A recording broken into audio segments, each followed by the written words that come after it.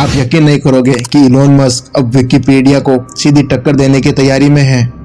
हाँ, वही विकिपीडिया जिसे हम सब इंटरनेट का सबसे बड़ा ज्ञान का खजाना मानते हैं। विकिपीडिया एक ऐसा ग्लोबल नॉलेज प्लेटफॉर्म है जहाँ इंटरनेट पर दुनिया की हर जानकारी एक ही जगह पर मौजूद है। चाहे बात आपकी एजुकेशन से जुड़ी हो या फिर आपकी डेली रूटीन की, यानी हेल्थ, फिटनेस, फूड, ट्रेवल और लाइफस्टाइल से लेकर हर छोटी बड़ी चीजें जो आपके रोजमर्रा के जीवन का हिस्सा है। इतना ही नहीं, विकिपीडिया पर आपको बिजनेस और इकोनॉमी से जुड़ी जानकारी भी मिलती है, जैसे नए मार्केट ट्रेड्स, ग्लोबल कंपनी के अपडेट्स और वो सारी चीजें जो किसी भी बिजनेस पर्सन के काम की हो। सीधे शब्दों में कहे तो ये एक ऐसा प्लेटफॉर्म है जहाँ इंसान अपनी हर जिज्ञासा का जवाब पा सकता है।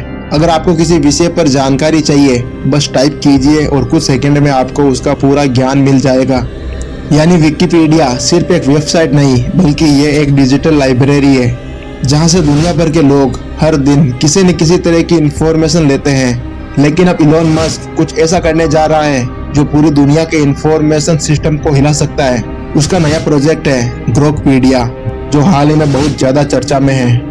आखिर ये ग्रोकपीडिया है क्या? ग्रोकपीडिया कोई आम वेबसाइट नहीं है, ये एक AI पावर्ड एनसाइक्लोपीडिया होगी, यानी एक ऐसी साइट जहां इंसान नहीं बल्कि आर्टिफिशियल इंटेलिजेंस खुद जानकारी लिखेगी, जांचेगी और अपडेट करेगी। मस्क की खुद की कंपनी XAI इसे बना रही है। वो कहते हैं कि ये प्रोजेक्ट इतना बड़ा होगा कि विकिपीडिया को पूरी तरह से रिप्लेस कर देगा। लेकिन इलोन मस्क विकिपीडिया से भिड़ क्यों रहा है? असल में मस्क का कहना है कि अब विकिपीडिया पहले जैसी नेचुरल नहीं रही है। वहाँ के कंटेंट में कई बार कुछ खास तरह की आइडियोलॉजी का असर बहुत ज्यादा दिखाई देता है, जो कि सही बात नहीं है। और ये सिर्फ इलोन मस्क के अकेले की राय नहीं है। विकिपीडिया के को फाउंडर लैरी सेंगर भी मान चुके हैं कि इस साइट पर पक्षपात का ज्यादा इफेक्ट दिखाई देने लगा है। और यही वजह है कि इलोन मस्क ने यह ठान लिया, अगर लोगों को सच में रिलायबल इंफॉर्मेशन देनी है तो वो प्लेटफॉर्म होगा ग्रोकपीडिया, जहाँ सब कुछ होगा साफ, खुला और पारदर्शी। आखिर ग्रोकपीडिया की खासियत क्या होगी? मस्क का दावा है कि ग्रोकपीडिया पूरी तरह से फ्री और ओपन होगा। न कोई पावरवेल, न कोई प्रीमियम वर्जन, हर इंसान के लिए बराबर एक्सेस। इस पूरे सिस्टम का दिमाग होगा मस्क का नया चैटबॉट ग्रोक। इलोन मस्क का कहना है कि इसका नया वर्जन ग्रोक 4 कई विषयों में ग्रेजुएट स्टूडेंट से भी ज्यादा समझदार है। ग्रोकपीडिया आखिर कैसे काम करेगा?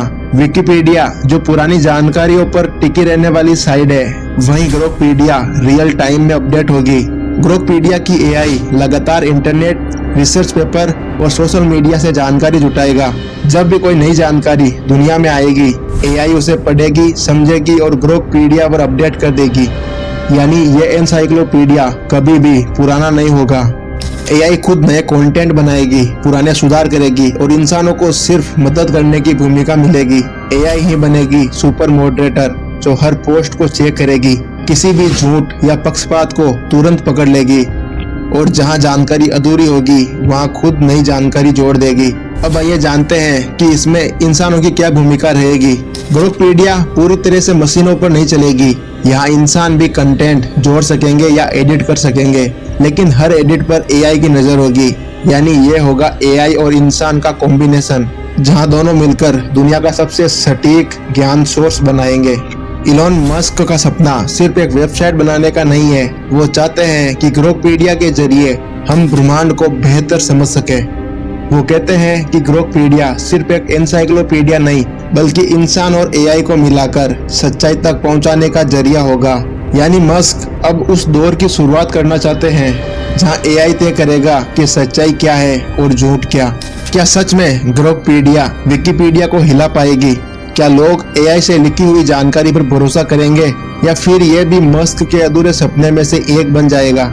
अभी तो कहना मुश्किल है, लेकिन अगर सच में मस्क अपने वादे पर खरे उतर गए तो ज्ञान की दुनिया हमेशा के लिए बदल जाएगी। क्योंकि पहली बार ऐसा होगा कि ज्ञान का नियंत्रण इंसानों से निकलकर AI के हाथों में चला जाएगा।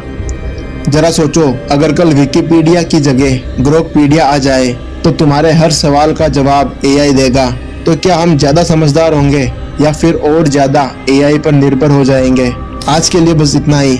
मिलते हैं अगले ऐसे डॉक्यूमेंट्री वीडियो में, तब तक के लिए धन्यवाद।